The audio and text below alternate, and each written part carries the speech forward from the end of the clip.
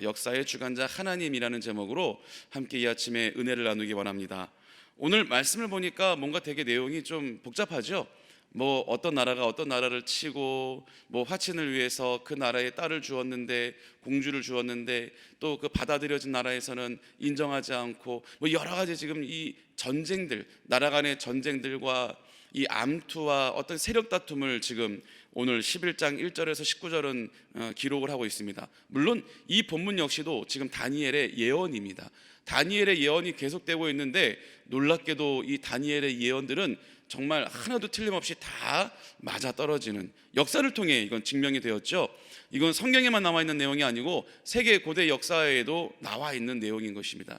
그래서 실제로 우리가 학교에서 배우는 역사와 성경에 나오는 역사가 100% 동일하게 맞아떨어지기 때문에 역시 성경은 정확하다라는 것이 증명되는 것이죠.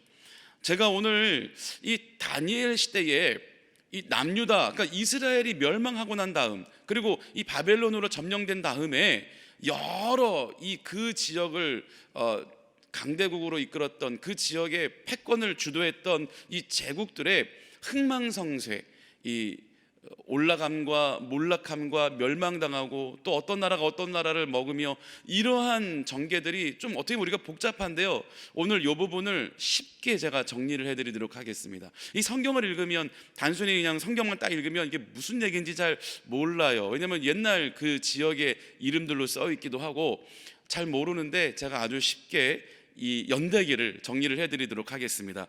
일단은 이 다니엘이 이스라엘 사람이죠. 남유다 사람인데 바벨론에 의해서 멸망되고 나서 다니엘과 또 사드락과 메삭과 아벳네고를 포함한 여러 유다의 이 어린 청년들이, 이 소년들이 바벨론 지역으로 많이 갔습니다. 근데 이게 제가 말씀드린 것처럼 가갖고 노예 생활을 한 것이 아니라 극진한 대접을 받으며 바벨론의 아주 최신의 문물과 그리고 최고 수준의 교육을 받으며 바벨론 지역 곳곳에서 높은 자리를 차지하며 바벨론 지역의 정치를 담당을 했었어요. 그런데 우리가 알고 있듯이 다시 이제 유다 백성들이 예루살렘, 즉 이스라엘로 귀환을 하게 되는 때가 오게 됩니다. 근데 많은 사람들이 이제 유다로 돌아가서 유다의 재건을 위해, 우리가 알고 있는 느헤미야나 학개처럼 예루살렘으로 돌아가서 이 성전을 재건하고 이어나가는 데 힘을 쏟은 반면, 다니엘은 유다로 돌아가지 않고요, 물론 높은 관직에 있었던 뭐 그런 것도 있겠지만, 높은 이 관직에 있으면서 이 계속적으로 바벨론과 또 메데 바사라는 나라를 거치면서 그 총리의 자리에 있으면서 하나님이 주신 지혜로, 그리고 다니엘은 그 기도의 용사로서, 다니엘은 정말 기도의 능력자로 우리는 알고 있잖아요. 그래서 이 기도로서 하나님의 사명을 다했던 사람인 것입니다. 그러니까 이 타국에서 다니엘은 끝까지 하나님의 사명을 감당했던 사람이죠. 그래서 말년에는 이 놀라운 예언들을 통해서 그 시대의 나라가 이제 전개되어지는 과정들을 미리 예언을 했던 내용인 것입니다. 자, 보면은 바벨론이라는 큰 제국이 이제 유다를 점령하고 그 외 많은 국가들을 점령하고 정말 넘어질 것 같지 않은, 무너질 것 같지 않은 그 시기를 지나다가 메대와 바사라는 나라에 의해서 결국에는 멸망을 하게 됩니다. 근데 여기에서 메대와 바사는 다른 나라지만 우리가 얘기할 때 같이 붙여서 메대와 바사라고 얘기를 하죠. 그런데 여기서 나오는 이 바사라는 나라는 우리가 알고 있는 페르시아를 얘기하는 거예요. 그런데 지금 이 바사, 이 페르시아와 헬라 지역과의 전쟁이 앞으로 나올 텐데, 이거는, 이 배경은 영화나 어떤 드라마를 통해서, 그러니까 외국 드라마나 외국 영화를 통해서도 소개가 되어지기도 합니다. 자, 근데 보면은 바벨론 제국이 이 메데바사라는 나라에 의해서 멸망이 되고 나는데요, 여기에서 이 메데바사에서 이 4개의 왕조가 나오게 되는 거예요. 그런데 이 4개의 왕조가 뭐 이름이 좀 어려워요. 첫 번째는 캄비세스 왕조, 두 번째는 스메르디스 왕조, 세 번째는 다리우스 히스파스피아. 이름이 길죠. 이렇게 3개의 왕조가 있고, 4번째 왕조에 들어갔을 때 이 메데바사는 그때야 비로소 찬란하게 꽃을 피우게 되는데요, 바로 4번째가 아마 많이 들어보셨을 거예요. 아하수에르라고 하는 이 왕조가 들어섰을 때 이 첫 번째, 두 번째, 세 번째 왕조를 합친 것보다 더 큰 부와 명예와 그 명성을 떨쳤습니다. 그래서 이 아하수에르 왕 때에 많은 지역들을 점령하고 전쟁을 했었습니다. 그래서 그 전쟁을 할 때에 이 아하수에로 왕의 이 소원은 뭐였느냐? 그때 당시에 신진 세력이 일어나서 또 용맹을 떨친 나라가 있었는데 그게 어디냐? 바로 헬라 제국이었어요. 헬라가 일어나서 막 용맹을 떨치기 시작하는 거예요. 그런데 그 헬라에는 누가 이 헬라를 인도하며 용맹을 떨치고 있었냐면, 아마 여러분 또 들으시면 아 하실 텐데, 알렉산더 대왕이 헬라를 이끌면서 또 점차 그 세력을 키워가고 있었던 것입니다. 그래서 이 아하수에로 왕이 저 알렉산더가 이끌고 있는 헬라를 정복을 하고 싶어 했던 것입니다. 그래서 이 아하수에르가 그 자기 나라에 이 어떤 총력을 다해서 헬라를 쳤지만 결국에는 이 그런 꿈을 갖고 있었지만 알렉산더가 이끌고 있는 그 헬라를 이길 수가 없었던 것입니다. 그래서 그렇게 알렉산더가 이끄는 헬라 지역에 의해서, 헬라 제국에 의해서 아하수에르가 이끌고 있던 메데와 바사는 멸망을 하게 됩니다. 그리고 나서 헬라의 제국 시대가 본격적으로 이제 이루어지게 된 거죠. 그러니까 바벨론에서 메데 바사, 또 메데 바사에서 헬라 제국으로 이제 이어지게 된 것입니다. 그리고 이 헬라 제국 다음에는 이제 로마의 시대가 오게 되는 거죠. 그런데 이 알렉산더 대왕도요, 젊은 나이에 요절을 합니다. 워낙에 이 기세가 등등해서 싸울 때마다 모든 나라들이 다 알렉산더 앞에 무릎을 꿇게 되는 거예요. 그래서 어디까지 이 알렉산더 대왕이 뻗쳐나갔었냐면요, 저 인도 지역까지 이 알렉산더는 원정길에 나가게 돼요. 그런데 어이없게도 이 정말 질 줄 몰랐던 이 젊은 혈기에 이 강한 알렉산더 대왕이 그만 인도 지역에 원정 가다가 화살에 맞아서 아주 심각한 부상을 당하게 됩니다. 그래서 그만 길을 돌려 헬라로 돌아가게 되죠. 그런데 알렉산더 대왕이 했던 말이 뭐냐면요, 인간이 살고 있는 모든 땅은, 그러니까 사람이 살고 있는 모든 땅은 내가 정복할 것이다 라고 하는 아주 큰 야망을 갖고 있었던 사람이에요. 그러니까 많은 학자들이 이렇게 또 보는 견해도 있습니다. 만약에 인도에서 화살을 맞지 않고 알렉산더 대왕이 끝까지 진군을 했더라면 어쩌면 우리 아시아, 우리 한반도까지도 이 알렉산더가 이끄는 헬라 지역이 점령했을 수도 있다, 전 세계를 점령했을 수도 있을 것이다 라고 하는 이 견해를 얘기하는 사람들도 있거든요. 그래서 알렉산더가 젊은 나이에 화살을 맞은 부상을 입고 돌아가서 그만 죽고 마는데 그 나이가 바로 33살, 너무나 젊은 나이에 알렉산더 대왕은 요절을 합니다. 자, 그런데 알렉산더 대왕 밑에서 오른팔처럼 따르던 용맹스러운 또 장군들이 있습니다. 근데 이 장군들이 하루는 알렉산더 대왕에게 물어봤다라는 거예요. 대왕님, 각하, 폐하, 이제 폐하의 이 병이 위중한데 혹시라도 폐하가 만약에 잘못된다면 이 거대한 헬라 지역, 헬라 제국을 누구에게 맡기실 겁니까? 라고 물었다라는 거예요. 그런데 이 알렉산더 대왕이 제일 센 사람에게 내 나라를 주겠다 그런 거예요. 그러니까 그때만 해도 이 무력이 최고였던 시대이니까 제일 센 사람에게 이 내 나라를 주겠다 그런 거죠. 그런데 그 밑에 그 다음 서열 되는 장군들이 이 4명이 있었는데 이 4명의 장군들이 서로 그 얘기를 듣고서는 막 피가 터지게 싸운 거예요.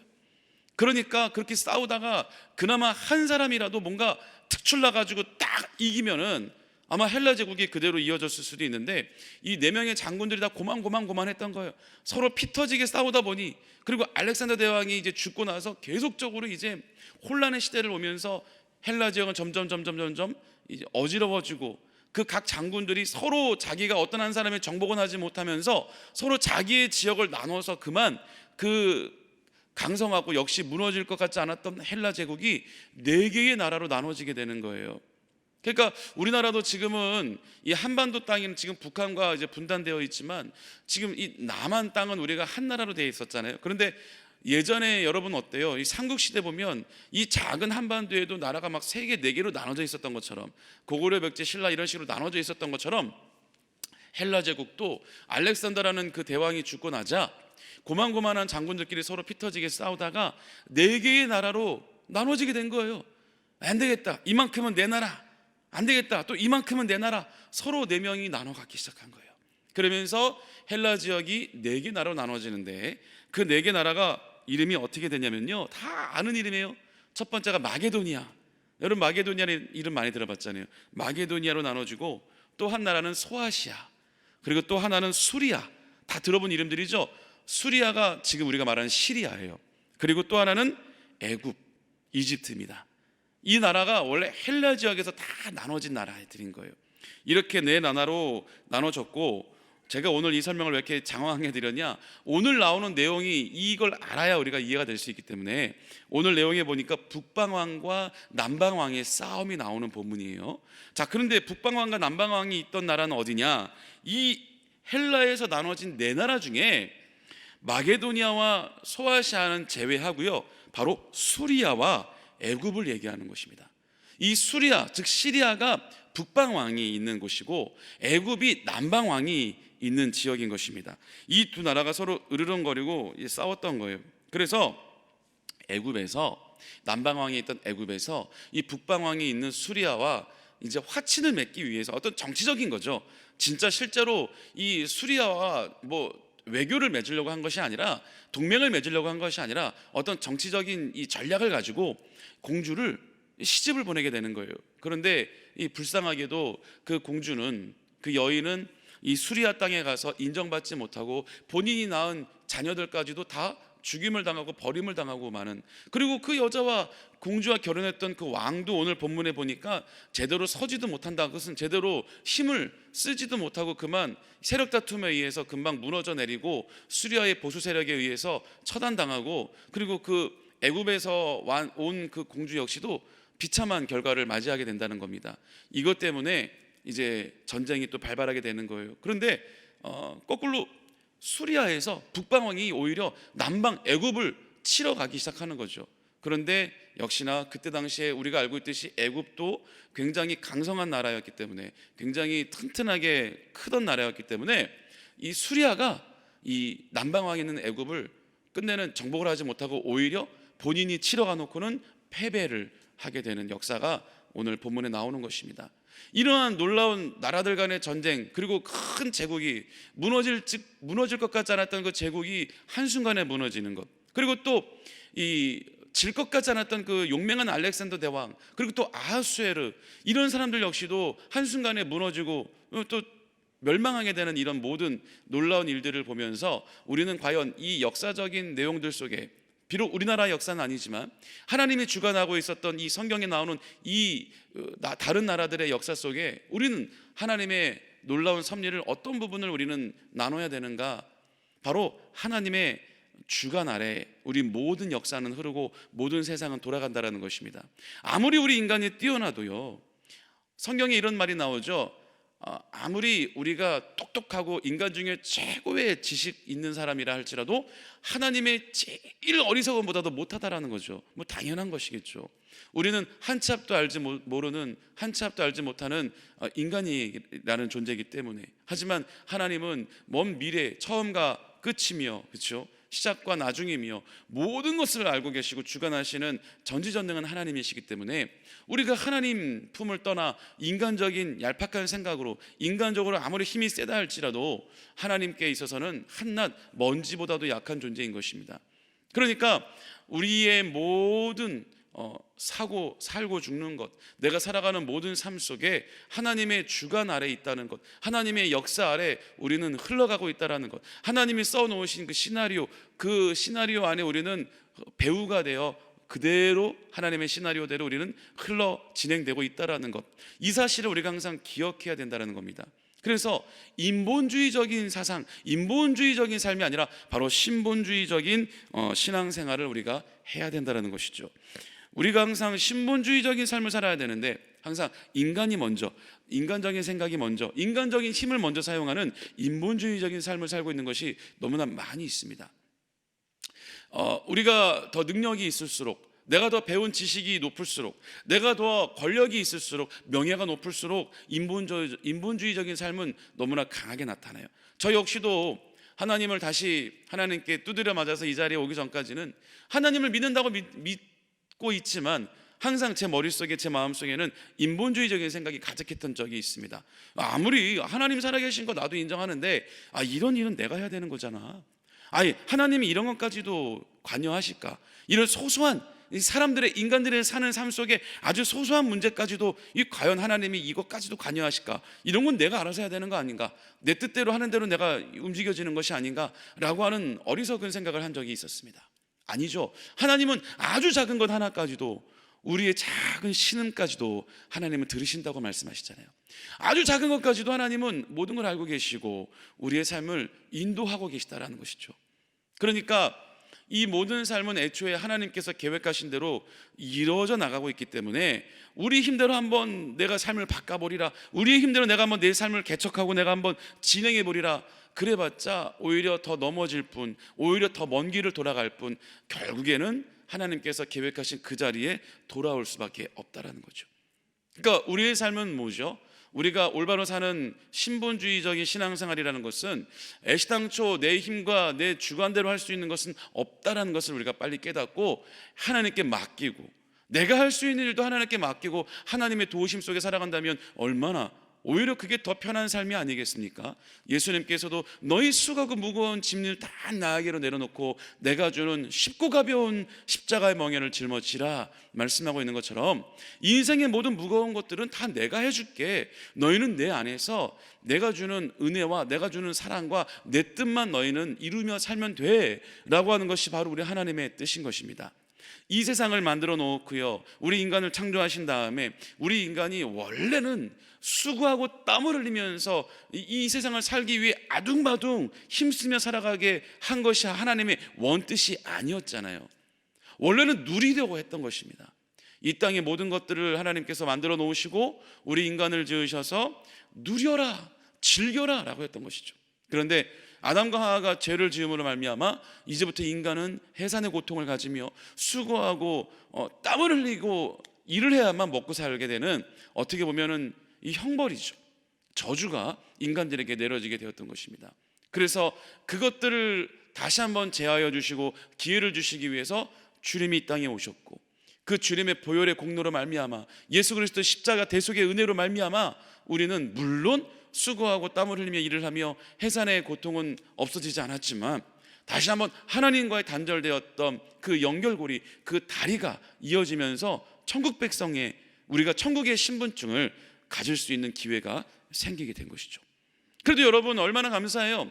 이 땅 가운데 그래도 그전에는 모든 것들을 인간의 힘으로 다 해야 되죠. 지금 예수 믿지 않고 있는 사람들도 역시 그렇게 삶을 살고 있죠. 하지만 우리는 하나님께 맡기고 기도하고 또 믿음으로 신뢰하고 나가면 하나님께서 우리의 삶을 인도하시고 하나님께서 우리의 삶 속에 기적을 베풀어 주시니 그 얼마나 감사하지 않을 수가 있겠습니까? 여러분, 하나님은요, 하나님의 때를 스스로 결정하시는 거예요. 우리가 하나님의 때를 인위적으로 만들어서 하나님 이때까지 이걸 들어주셔야 됩니다, 하나님 이때까지는 꼭 이루어지게 해주셔야 됩니다, 여러분 이렇게 기도하는 거요, 이거는 자칫 잘못하면 인본주의적인 게 빠질 수가 있는 거죠. 내 마음대로 하나님을 나에게 끼워 맞추려고 하는 거예요. 마치 내 소원을 들어주는 무슨 요술램프, 뭐 지니 이런 것처럼, 옛날에 정한수 떠다 놓고 빌던 무슨 뭐 토속적인 신앙처럼. 하나님은 인격적인 분이거든요. 하나님은 하나님의 이 생각이 있고 하나님의 어떤 판단도 있으시고 하나님의 계획이 있으신데, 오히려 우리가 하나님 그 계획 속에 맞춰 살아가야 되는데 우리가 생각대로 하나님을 끼워 맞추려고 하는, 하나님께서 어련히 알아서서 다 하나님의 때를 정하시고 하나님께서 우리가 원하는 것보다, 우리가 기도하는 것보다 더 좋은 것을 예비하시고 하나님은 기다리고 계시는 거예요. 우리 그런 간증 많이 하잖아요. 어떤 걸 놓고 간절히 기도할 때 결국 그 일이 이루어지지 않을 것 같았지만 마지막에 가서 하나님은 역사하시는데 우리가 기도한 것보다 더 좋은 것으로 하나님은 채워주셨더라. 또는 우리가 그 기도한 것이 결국에는 이루어지지 않았는데, 그래서 우리의 삶은 절망인 것 같았지만 그 기도는 이루어지지 않았는데 좀 지나고 나서 보니까 오히려 그게 반전이 되어 더 나에게 좋은 결과로 돌아왔던 것, 오히려 내가 처음에 기도했던 것이 만약에 이루어졌더라면 그게 더 안 좋았을 수 있던 것, 이런 간증 우리 많이 하잖아요. 저에게도 그런 간증들이 많이 있거든요. 그러니까 애시당초 내 마음대로 하나님을 움직이려고 하는 것이 아니라, 애시당초 내가 원하는 대로 하나님을 자꾸만 끼워 맞추려고 하는 것이 아니라 하나님의 뜻이 무엇입니까? 이번 일을 통해서 하나님 저에게 말씀하시고자 하는 것이 무엇입니까? 하나님의 마음을 알기 위해 구하는 기도, 그것도 굉장히 중요한 것입니다. 내가 원하는 것만 부르짖는 것이 아니라, 물론 그것도 필요하죠. 부르짖으라, 물론 하나님 말씀하셨으니까. 그런데 하나님이 정작 원하시는 것은, 하나님이 저에게 원하시는 것은, 하나님이 저를 통하여 이루고자 하시는 하나님의 그 뜻이 무엇입니까? 제가 그렇게 하나님께 쓰임받는 도구가 되기를 원합니다. 그러면 하나님이 저희들을 하나님의 도구로 쓰이기만 하고 우리를 그냥 방치해 둘까요? 우리를 그냥 혹사시킬까요? 그렇지 않죠. 또 하나님이 우리를 통해서 쓰시는 그 하나님의 일들이 과연 우리에게 힘들고 고단한 일일까요? 노동일까요? 그러지 않죠. 하나님께서는 우리를 통해 하나님 영광 받기 원하십니다. 만약에 우리가 이 세상에 하나님 일을 함으로 말미암아 우리가 더 어려운 지경에 처하게 된다면 그로 말미암아 하나님의 영광을 받으실 수가 있겠습니까, 여러분? 하나님은 우리를 통해 우리를 도구를 삼아 주신다면 결국에는 하나님께 영광 돌리게 하려 함이기 때문에 우리에게도 좋은 일이 있을 것입니다. 우리에게도 하나님이 갑절로 갚아주시는, 아니 30배, 60배, 100배, 우리가 좋아하는 말이죠. 30배, 60배, 100배로 하나님은 채워주시고 부어주실 것입니다. 오늘도 이 강성한 나라들도 한낱 인간에 불과하고 무너지는 건 하루아침이라는 것, 우리가 하나님께 모든 걸 맡기며 하나님께 맡기며 나아갈 때 하나님이 역사하시고 하나님이 인도하셨던 유다는 멸망할 것 같았지만, 그 이스라엘 땅은 망한 것 같았지만 다시 일어서고 다시 회복되는 역사. 그래서 하나님의 택한 백성으로 지금까지도 온 세계 곳곳에 영향력 있는 위치에는 다 유대인들이 있습니다. 오늘 우리도 하나님께 우리의 인생을 맡기며 또 하나님의 그 주관대로 하나님의 계획대로 우리가 온전히 순종하며 나가 승리하는 저와 여러분이 되시기를 예수님의 이름으로 축원합니다. 기도하시겠습니다. 사랑의 하나님 아버지, 감사합니다. 하나님, 오늘 또 우리가 말씀을 통하여 하나님의 놀라운 섭리와 하나님의 역사를 주관하시는 우리 인간의 삶을 주관하심에 대해 다시 한번 느꼈습니다. 하나님, 우리가 우리 마음대로 살아가는 인본주의적인 삶이 아니라 모든 걸 주님께 맡기며 모든 주의 통치대로 순종하며 나가는 신본주의적인 신앙을 가지고 나아갈 수 있도록 역사하여 주시옵소서. 오늘도 역사하시는 주님을 믿고 의지하며 신뢰합니다. 우리의 연약한 몸을 주님께 맡겼사오니 예수님 보혈로 덮어주시고 머리부터 발끝까지 모든 뼈마디 근육 혈관 세포까지 강건케 되게 하여 주시옵소서. 우리의 모든 기도가 응답되게 하여 주시고 오늘도 주님 홀로 영광받아 주시옵소서. 감사드리며 예수님의 이름으로 축복하며 기도드립니다. 아멘. 하늘에 계신 우리 아버지여, 이름이 거룩히 여김을 받으시오며 나라가 임하시오며 뜻이 하늘에서 이루어진 것 같이 땅에서도 이루어지이다. 오늘 우리에게 일용할 양식을 주시옵고 우리가 우리에게 죄 지은 자를 사하여 준 것 같이 우리 죄를 사하여 주시옵고 우리를 시험에 들게 하지 마시옵고 다만 악에서 구하시옵소서. 나라와 권세와 영광이 아버지께 영원히 있사옵나이다. 아멘. 우리 이 시간 함께 기도하는 시간입니다. 우리 여의도 순복음 분당교회를 위해서 우리 황선호 담임 목사님의 건강과 사역을 위해서 이 코로나 시대에 우리가 온전히 잘 이겨내고 더욱더 주의 복음을 전하는 데 부족함이 없는 저와 여러분 되기 위해서, 또 여러분들의 모든 기도 제목들이 응답되기 위해서 다 같이 우리 주여 세 번 부르시며 함께 기도하겠습니다. 주여, 주여, 주여.